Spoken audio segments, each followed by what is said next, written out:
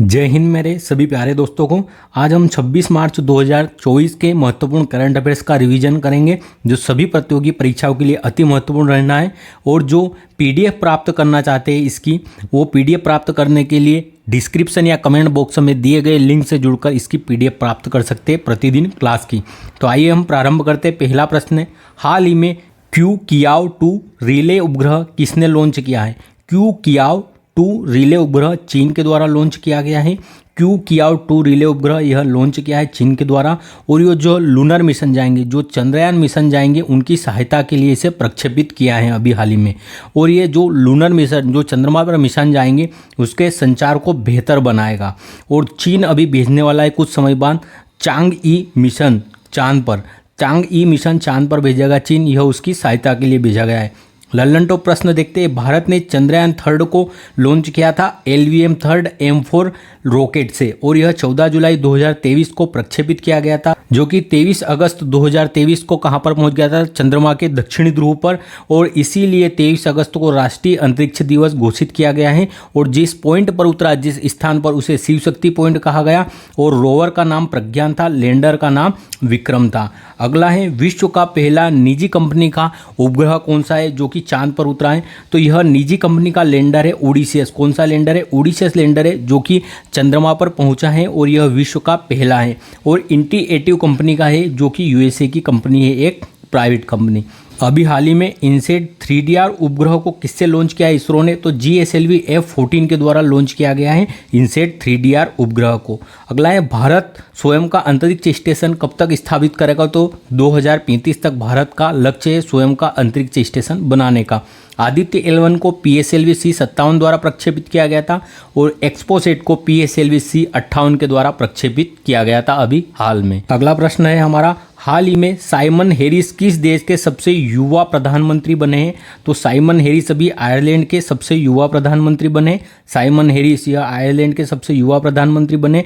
और जो लियो वाराडकर थे, यहाँ के जनमत संग्रह कराया था उनने, और इन्हें जनमत संग्रह में क्या जनता से पराजय मिली थी। इनके इस्तीफे के बाद साइमन हैरिस बने हैं। और कौन सी पार्टी के हैं? तो फाइन गेल पार्टी से क्या हुए? निर्वाचित हुए हैं। और पूर्व में यह स्वास्थ्य मंत्री रह चुके हैं यहाँ पर कोरोना काल में। फिनलैंड की अगर बात करें तो यह नाटो का अभी 31वां सदस्य बना है। और स्वीडन जो 32वां सदस्य बना है नाटो का, अभी हाल ही में नवीनतम। और ब्रुसेल्स बेल्जियम में इसका मुख्यालय है। 1949 में इसकी स्थापना होती है नाटो की।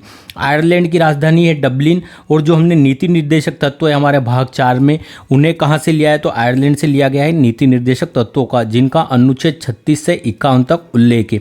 अभी हाल ही में आयरलैंड के पॉल लीच है, जिन्हें बुकर पुरस्कार से भी सम्मानित किया गया है।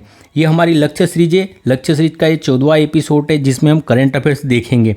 5 वर्षों 2024 से 28 के लिए IPL के टाइटल स्पॉन्सरशिप का अधिकार किसे मिला है? यह टाटा कंपनी ने लिया है टाइटल स्पॉन्सर का अधिकार IPL का 5 वर्षों के लिए।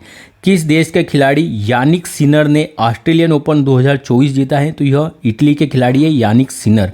कंप्यूटर साक्षरता दिवस कब मनाया जाता है? 2 दिसंबर को मनाया जाता है। झारखंड के CM अभी हाल ही में कौन? चंपई सोरेन जी बने हैं। और जो मिजोरम के CM है या लाल दोहुमा जी बने हैं मिजोरम के CM। हंगरी के नए राष्ट्रपति कौन बने? तो जो किटिलोना नोवाक थी यहाँ की हंगरी के पहली महिला राष्ट्रपति, उनकी जगह अभी बने हैं इनके इस्तीफे के बाद तमस सुलियोक। कौन बने? तमस सुलियोक। बुकर पुरस्कार विजेता पॉल लिंच, इन्हें किसके लिए? तो प्रॉफिट सिंह के लिए दिया गया था इन्हें बुकर पुरस्कार। अगला प्रश्न है हमारा तीसरा, हाल ही में पहले वैश्विक असमानता अनुसंधान पुरस्कार से किसे सम्मानित किया गया है? तो यह पहली बार दिया गया है वैश्विक असमानता अनुसंधान पुरस्कार। यह जेम्स बायस और बीना अग्रवाल, इन दोनों को दिया गया है वर्ल्ड इनइक्वेलिटी लैब के द्वारा। वैश्विक असमानता अनुसंधान पुरस्कार यह विश्व में पहली बार दिए गए हैं जेम्स बायस और बीना अग्रवाल को।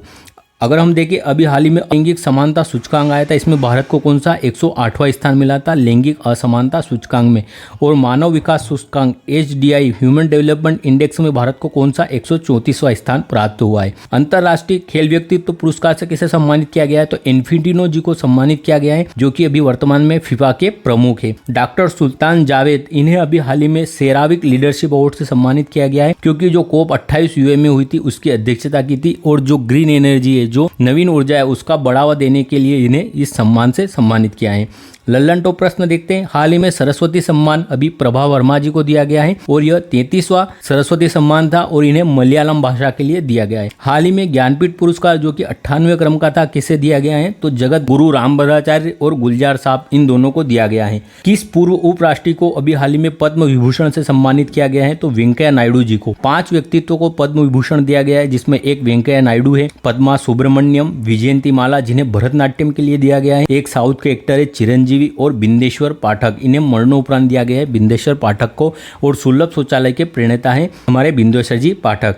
बिहार के पूर्व मुख्यमंत्री को भारत रत्न दिया गया है, कौन है वह, तो कर्पूरी जी ठाकुर है, जो बिहार के पूर्व मुख्यमंत्री रह चुके हैं और इन्हें यहाँ पर जननायक के नाम से भी जाना जाता है। इसके अतिरिक्त 4 और व्यक्तित्व है, कुल मिलाकर 5 व्यक्तित्व को भारत रत्न देने की घोषणा हुई है। एक है लाल कृष्ण आडवाणी, एक है MS स्वामीनाथन, PV नरसिम्हा राव और चौधरी चरण सिंह। इन 5 व्यक्तित्वों को भारत रत्न देने का घोषणा हुई है। अगला प्रश्न है, हाल ही में भारतीय नौसेना ने हिंद महासागर क्षेत्र में कौन सा ऑपरेशन चलाया है, तो भारतीय नौसेना ने ऑपरेशन संकल्प चलाया है। ऑपरेशन संकल्प हिंद महासागर में चलाया है नौसेना के द्वारा, और इसका उद्देश्य क्या है, तो समुद्री सुरक्षा को बढ़ावा देना या समुद्र में जो अभियान हुए उनके सुरक्षित अभियान के लिए यह अभियान चलाया गया था या ऑपरेशन किया गया था, और यह 100 दिन तक चला था।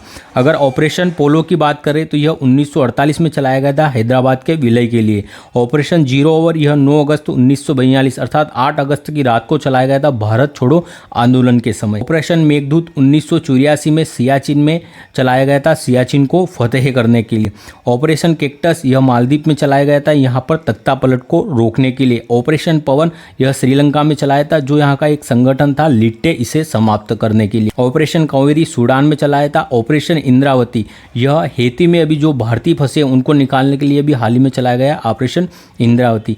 ऑपरेशन करुणा यह म्यांमार में चलाया गया था। ऑपरेशन गंगा यूक्रेन में भारतीयों को निकालने के लिए चलाया था। देवी शक्ति यह अफगानिस्तान में भारतीयों को निकालने के लिए। और ऑपरेशन दोस्तेबी जो तुर्की और सीरिया में भूकंप आया था उसमें राहत कार्य के लिए चलाया था। हेती और डोमिनियन रिपब्लिक अभी हाल ही में हमने देखा था, हेती और डोमिनियन रिपब्लिक यह प्रायद्वीप किस प्रायद्वीप पर स्थित है, तो यह हिप्सोना प्रायद्वीप पर स्थित है, हेती और डोमिनियन रिपब्लिक दोनों देश। ऑपरेशन अजय यह इजराइल में चलाया था भारत ने ऑपरेशन अजय। अगला है, हाल ही में 148वीं अंतर संसदीय संघ की बैठक कहां पर हुई है। 148वें क्रम की इंटरनल पार्लियामेंट यूनियन, इसकी बैठक कहां पर, स्विट्जरलैंड में हुई है। इंटरनल पार्लियामेंट यूनियन अंतर संसदीय संघ, इसकी स्थापना 1890 में होती है, अर्थात 1890 में इसकी स्थापना होती है। जिनेवा में इसकी स्थापना होती है। और इसका नारा क्या है इस बार का, तो लोकतंत्र के लिए सभी के लिए लोकतंत्र इसका क्या है, नारा है। और इसमें 180 सदस्य देश है कुल। इंटरनल पार्लियामेंट यूनियन इसकी 118वें क्रम की बैठक अभी जिनेवा स्विट्जरलैंड में हुई है। और भारत की तरफ से किसने प्रतिनिधित्व किया है, तो जो राज्यसभा के उपसभापति हमारे हरिवंश नारायण जी, भारत की ओर से प्रतिनिधित्व किया है हरिवंश नारायण सिंह जी। 147वें क्रम की इसकी जो बैठक हुई थी यह अंगोला में हुई थी 2023 में। ओपेक से बाहर होने वाला अभी हाल ही में कौन सा अंगोला देश बना है। और अब ओपेक में कितने सदस्य बचे हैं, तो 12 सदस्य अभी ओपेक में। 1960 में इसकी स्थापना होती है ओपेक की। और इसका मुख्यालय कहाँ पर है, तो इसका मुख्यालय स्थित है वीना में, इसका मुख्यालय है ओपेक का। G20 2024 की अध्यक्षता ब्राजील करने वाला है। IMF का अभी हाल ही में नवीनतम देश अंडोरा बना है, जो कि 190वें क्रम का है। G20 का अभी हाल ही में नवीनतम सदस्य कौन बना है, AU अफ्रीकन यूनियन बना है, जो 21वें नंबर का है। जो भारत में भी 2023 में G20 मीटिंग हुई थी उसमें इसे शामिल किया गया था। आसियान का नवीनतम सदस्य तिमोर लेस्ते है 11वें नंबर का। और संघाई सहयोग संगठन का नवीनतम सदस्य अभी हाल ही में बना है ईरान 9वें क्रम का। और 2023 में इसकी बैठक भी भारत ने की थी SCO की। लल्लन टॉप प्रश्न देखते हैं, हाल ही में इंटरनेशनल ओलंपिक कमेटी की बैठक कहां पर हुई है, तो इसका आयोजन कहां पर, मुंबई में हुआ था इंटरनेशनल ओलंपिक कमेटी की बैठक का। और इसमें जो क्रिकेट है उसे शामिल किया गया है, जो लॉस एंजल्स में ओलंपिक होने वाले 2028 में। उसमें यूनेस्को ने अभी हाल ही में विश्व धरोहर समिति 2024 की बैठक कहां पर आयोजित की है यूनेस्को ने, तो 2024 में इसकी बैठक कौन, भारत में आयोजित की जाएगी यूनेस्को की। 2024 में यूनेस्को की बैठक। और 2023 में कहां पर, रियाद में हुई थी सऊदी अरब में, जहां भारत के 41वां और 42वां विश्व धरोहर स्थल में शामिल किया गया था यूनेस्को में। 41वां था हमारा शांति निकेतन और होइलेश्वर मंदिर, जो 42वां हमारा यूनेस्को स्थल है। G20 2024 की अध्यक्षता कौन करने वाला है, ब्राजील करने वाला है। 2023 में भारत ने की थी भारत मंडपम में। वसुदेव कुटुंबकम इसकी थीम थी। नए संसद भवन के वास्तुकार कौन है, विमल पटेल जी है। और 28 मई 2023 को इसका उद्घाटन हुआ था वीर सावरकर जी की जयंती पर। और इसकी बैठक क्षमता है लोकसभा की 888 और राज्यसभा की ये 384 बैठक क्षमता है। अगला प्रश्न देखते हैं, पेरिस ओलंपिक 2024 में भारतीय दल का नेतृत्व कौन करेगा? तो जो शरद कमल जी हैं यह नेतृत्व करेंगे पेरिस ओलंपिक 2024 में भारत का। फर्स्ट ओलंपिक कहाँ पर हुए थे? तो 1896 में एथेंस ग्रीस में हुए थे। 32वें क्रम के ओलंपिक अभी टोक्यो में आयोजित हुए थे 2020 में, और 2024 में 33वें क्रम के ओलंपिक पेरिस फ्रांस में होने वाले, और यह 26 जुलाई से 11 अगस्त के मध्य आयोजित होंगे। और भारत का नेतृत्व कौन करेगा? जो शरद कमल जी हैं यह करेंगे, और यह टेबल टेनिस के खिलाड़ी है, और 2022 में इन्हें मेजर ध्यानचंद अवार्ड भी मिल चुका है। भारत में शेप द मिशन किसे बनाया गया है इसके लिए पेरिस ओलंपिक के लिए? तो MC मेरी कॉम को बनाया गया है, जो कि बॉक्सिंग से संबंधित है, और इन्होंने लंदन 2012 के ओलंपिक में भारत के लिए कांस्य पदक जीता था बॉक्सिंग में। टोक्यो ओलंपिक में भारत ने कुल 7 मेडल जीते थे, जिसमें 1 स्वर्ण, 2 रजत पदक और 4 कांस्य पदक थे। नीरज चोपड़ा द्वारा गोल्ड मेडल जीता गया था 7 अगस्त को, और इसी दिन राष्ट्रीय भाला फेंक दिवस या जेवलिन थ्रो दिवस मनाया जाता है। अगर बात करें भाला फेंक में इन्होंने यह जीता था। सिल्वर मेडल जीतने वाला कौन है? रवि दहिया है, जिन्होंने कुश्ती में जीता था, और मीराबाई चानू इन्होंने भारोत्तोलन में जीता था सिल्वर पदक भारत के लिए। और भारत की 48वीं रैंक रही थी, 48वां स्थान रहा था टोक्यो ओलंपिक में। लल्लन टॉप प्रश्न देखते हैं, ओलंपिक खेल का प्रारंभ कब? 1896 में होता है, और पहली बार यह ग्रीस में हुए थे एथेंस में। और 23 जून 1894 को इंटरनेशनल ओलंपिक कमेटी की स्थापना होती है, इसलिए 23 जून को क्या अंतर्राष्ट्रीय ओलंपिक दिवस मनाया जाता है। ओलंपिक में व्यक्तिगत प्रतिस्पर्धा में पदक जीतने वाले प्रथम भारतीय कौन है? तो KD जाधव है। इन्होंने 1952 के हेलसिंकी ओलंपिक में कुश्ती में भारत के लिए कांस्य पदक जीता था, जो कि पहला व्यक्तिगत पदक था भारत के लिए। और फर्स्ट महिला कौन है? तो यह कर्णम मल्लेश्वरी है, जिन्होंने 2000 के सिडनी ओलंपिक में भारोत्तोलन में भारत के लिए कांस्य पदक जीता था। तो प्रथम भारतीय महिला कौन है जिन्होंने व्यक्तिगत पदक जीता भारत के लिए? तो कर्णम मल्लेश्वरी है। अगर ओलंपिक की बात करें तो इसमें स्वर्ण पदक विजेता कौन है प्रथम भारतीय व्यक्तिगत? तो भारतीय जो व्यक्तिगत स्वर्ण पदक विजेता है वह है अभिनव बिंद्रा जी। इन्होंने 2008 के बीजिंग ओलंपिक में शूटिंग में गोल्ड मेडल जीता था। टोक्यो भारत में कौन से स्थान पर रहा था? टोक्यो ओलंपिक में भारत तो 48वें स्थान पर रहा था। 2023 के मेजर ध्यानचंद पुरस्कार से किसे? सात्विक और चिराग की जोड़ी को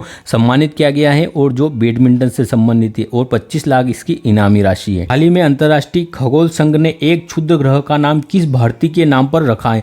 तो जयंत मूर्ति इनके नाम पर रखा गया है। अंतर्राष्ट्रीय खगोल संघ ने क्षुद्र का नाम इंटरनेशनल एस्ट्रोनॉमिकल यूनियन इसने एक क्षुद्र ग्रह का नाम, जिसका नाम क्या था? 2005 EX296 इसका नाम था। तो इसका नाम चेंज करके प्रोफेसर जयंत मूर्ति के नाम पर किया गया है, और यह कहाँ के? बेंगलुरु के रहने वाले हैं। एक उल्का पिंड का नाम भी हाल ही में चेंज किया गया था, और उसका नाम अश्विनी शेखर के नाम पर रखा गया था, उल्का पिंड का नाम। लल्लन टॉप प्रश्न देखते, आंतरिक ग्रह या पार्थिव ग्रह किन्हें कहा जाता है? तो बुध, शुक्र, पृथ्वी और मंगल इन्हें कहा जाता है आंतरिक ग्रह या पार्थिव ग्रह।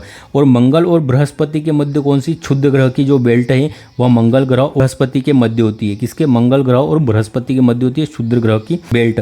मंगल के 2 उपग्रह कौन से है? तो फोबोस और डिमोस, यह मंगल के उपग्रह है। सबसे बड़ा ग्रह कौन सा है? बृहस्पति है। सबसे छोटा ग्रह बुध है। और सबसे गर्म ग्रह कौन सा है? तो यह शुक्र है, जिसे इवनिंग स्टार और मॉर्निंग स्टार भी कहा जाता है शुक्र ग्रह को। अगला प्रश्न है, हाल ही में चुनाव आयोग ने विकलांग व्यक्तियों के लिए कौन सा ऐप लॉन्च किया है? तो चुनाव आयोग द्वारा सक्षम ऐप को लॉन्च किया गया है, जो विकलांग व्यक्ति है उनके लिए। Chief election commission of India, इसकी स्थापना होती है 25 जनवरी 1950 को, इसलिए हम 25 जनवरी को मतदाता दिवस मनाते हैं। आर्टिकल 324 में इसका उल्लेख है, और भाग की बात करें तो भाग 15 में इसका वर्णन है। लोकसभा का अभी हाल ही में जो निर्वाचन है, जो चुनाव यह घोषित हुआ है, और यह 7 चरणों में संपन्न होगा। जो CVGL पे, इनकोर ऐप है, और जो नाउ यूर कैंडिडेट, ये तीनों ऐप भी किसके द्वारा लॉन्च किए गए? ये भी निर्वाचन आयोग ने लॉन्च किए। सक्षम ऐप, यह जो दिव्यांग हमारे भाई बहन होते हैं, और जो 85 जो वृद्ध लोग होते उनके लिए इस ऐप को लॉन्च किया है। वह घर से ही वोट कर सकते हैं इस ऐप के माध्यम से, या फिर वह जब पोलिंग बूथ पर जाएंगे तो उनके लिए यहाँ पर परिवहन की भी व्यवस्था होगी पोलिंग बूथ तक जाने के लिए, अर्थात यहाँ पर जो व्हील चेयर है वह उपलब्ध होगी। संकलन ऐप अभी हाल ही में अमित शाह द्वारा लॉन्च किया गया है, जो नेशनल इन्वेस्टिगेशन एजेंसी NIA, इसके लिए यह जारी हुआ है। लल्लन टॉप प्रश्न देखते हैं, ई साक्षी ऐप यह MP लेट्स अर्थात जो member of parliament local area development, इसके लिए ई साक्षी ऐप लॉन्च किया गया था। CVGL ऐप और इनक्योर ऐप, यह दोनों ऐप भी किसके? निर्वाचन आयोग द्वारा लॉन्च हुए हैं। सुस्वागतम पोर्टल, यह सुप्रीम कोर्ट के द्वारा लॉन्च किया गया है ई एंट्री के लिए सुप्रीम कोर्ट में। 11वां प्रश्न है हमारा, पीएम मोदी ने भूटान में ग्यालचुएन जेत्सुन पेमा मातृ एवं शिशु अस्पताल का किया उद्घाटन, कहाँ पर, भूटान में किया है। अब हम कल के प्रश्नों का रिवीजन कर लेते हैं, और अगर आपको यह वीडियो अच्छा लगा हो, आपकी एग्ज़ाम के लिए हेल्पफुल है यह रिवीजन के लिए, तो कृपया चैनल को सब्सक्राइब अवश्य करें, और कुछ सुझाव हो तो वो भी ज़रूर दे कमेंट बॉक्स में। तो आइए हम रिवीजन करते हैं 24 मार्च के करंट अफेयर्स का। त्रिपक्षीय अभ्यास ट्राइलेटरल 2024 किसके मध्य हुआ है, तो यह भारत, मोजाम्बिक और तंजानिया के मध्य आयोजित हुआ था। भूटान के ऑर्डर ऑफ द डूग गाल्पो पुरस्कार से किसे सम्मानित किया है, नरेंद्र मोदी जी को, और यह गैर भूटानी व्यक्ति प्रथम है। विश्व जल दिवस कब मनाया गया है, तो यह 22 मार्च को मनाया गया है। भारत सरकार ने पहली बार विदेश कार्यालय परामर्श किस देश के साथ किया है, तो यह अभी हाल ही में भारत ने मारिटानिया के साथ पहली बार किया है। यह भारत सरकार ने अपने नागरिकों को हैती से निकालने के लिए ऑपरेशन इंद्रावती चलाया है। किस नाम से पुनः प्रयोज्य योग्य प्रक्षेपण यान का सफल परीक्षण किया है इसरो ने, तो पुष्पक नाम से किया है। लेबनान विश्व टेबल टेनिस फेडरल टूर्नामेंट में पुरुष एकल का खिताब जीतने वाले पहले भारतीय कौन बने, तो यह साथियान ज्ञानशेखर जी बने हैं। किस देश के प्रधानमंत्री लियो वाडरकर ने जनमत संग्रह में हार के बाद अपने पद से इस्तीफा दिया, तो ये आयरलैंड के प्रधानमंत्री थे। सेरावीक लीडरशिप अवार्ड से किसे सम्मानित किया गया है, डॉक्टर सुजात सुल्तान अल जाबेर जी को सम्मानित किया गया है, और यह कहाँ से, यह यूएई से संबंधित है। पद पर रहते हुए गिरफ्तार होने वाले पहले मुख्यमंत्री अरविंद केजरीवाल जी बने। धन्यवाद, जय हिंद दोस्तों, मिलते हैं जल्दी अगले वीडियो में।